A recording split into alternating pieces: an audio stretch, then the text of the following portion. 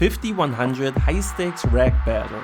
Very Sweet opens the button, Nacho in the big blind 3-bets to $1,140.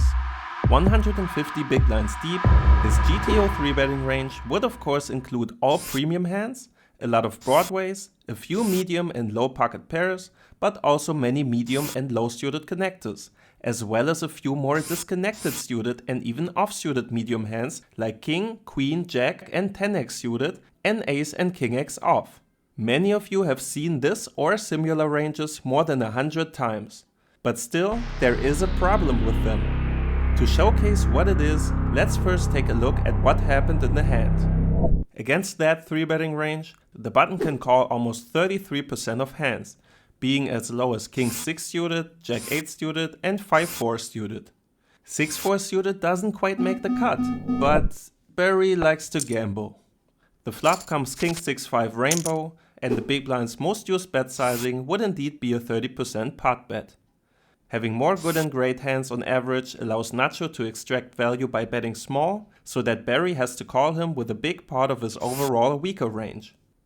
Given it was called pre-flop, 6-4 suited is a clear continue and other suits could even raise, both folding out equity from all medium cards that didn't hit the flop but still have 6 outs, but also getting called by weaker hands like 5x and straight draws. And of course having many ways to suck out by hitting 2-pair, trips, backdoor straights and flushes doesn't hurt either. And on the turn 5, we face a check from Nacho. Here, we just like to use our showdown value to check the hand down and hope to win against Nacho's non-pair give-ups. However, we see a queen on the river and Nacho fires out a big bet. Kind of a nasty spot. So what do we do? If we look at the solver, we see that it wouldn't even use this sizing almost ever. Instead, it would have the big blind go for a smaller size of 33% or 50% max. Still, looking at the GTO solution gives us a chance to look at what the big blind's range could look like when arriving at this river, and which hands he could possibly decide to bet with.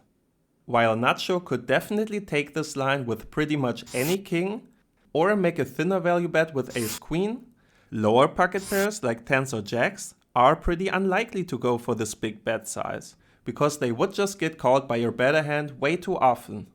However, there's also still this big region of unpaired middling cards that would get 3-bet by the big blind. Hands like Jack 10, Jack 9, Jack 7 and 10 9, 10 8, 10 7 suited would often c-bet the flop but then shut down on the turn, as they didn't pick up any additional equity. All of these could now potentially take one last shot at winning the hand and try to get an ace high or even low pair in Barry Sweet's range to fold. Which is what actually happened.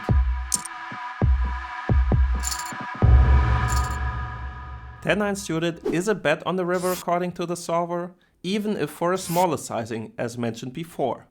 It would give up on the turn about half the time and can be c-bet on the flop.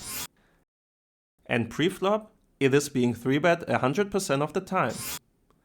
Which brings us to the problem with these GTO preflop ranges. When analyzing hands like this, most of us comfortably use GTO preflop ranges to get solutions for postflop analyses. Which makes sense, because they are just the best approach possible. The problem is that these ranges are still not what many people actually play. At high stakes, assuming most regulars play GTO preflop ranges, or at least very close to that, is a very reasonable assumption. So players like Nacho will likely 3-bet 10 9 suited most of the time here, just like the solution does. And you can regularly see other high stakes players do the same and show up with hands like King 6 suited and 5-3 suited, which were 3-bet from the big blind.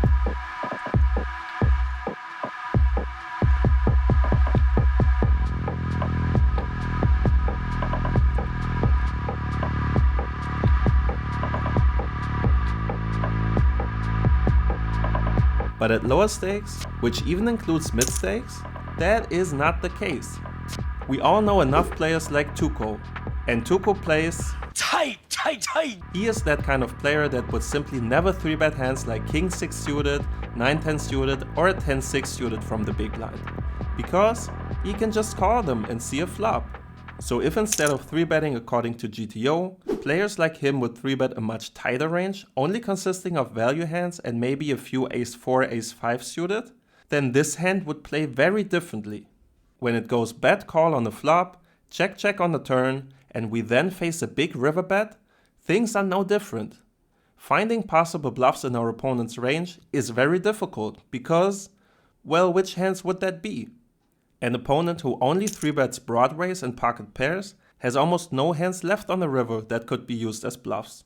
And even against the solver's range, which always makes sure to balance every bet, 6-4 suited would be a clear fold on the river. But the biggest exploit against someone like Tuco can't be found on the river. Neither on the turn and not even on the flop. What you want to do is adjust preflop. If we input this tight preflop range into the preflop solver hold'em resources calculator, we see that this would be the range we should play against the big blind's 3-bet when we're on the button. What an insane difference. If you play a GTO range against this guy's 3-bet, you are lighting money on fire. Sure, this extreme example is not what you can assume for every player. Instead, you would have to go through a large amount of player pool data and look at how a player pool really plays. Which is exactly what I did. To find out how the average rag plays, I created a mini course. I went through my own database of 1 million hands on mid stakes and analyzed this exact spot, button versus big blind. I looked at the preflop data from all regulars I played against and input the population ranges into a node-locked preflop simulation to come up with an approach on how to play button versus big blind against an actual mid-stakes player pool. Click the link below to get more details. If there's enough interest, I'd also be happy to extend that analysis to not only include button versus big blind, but also all other positions and make a bigger course out of it. No more money for Tuco.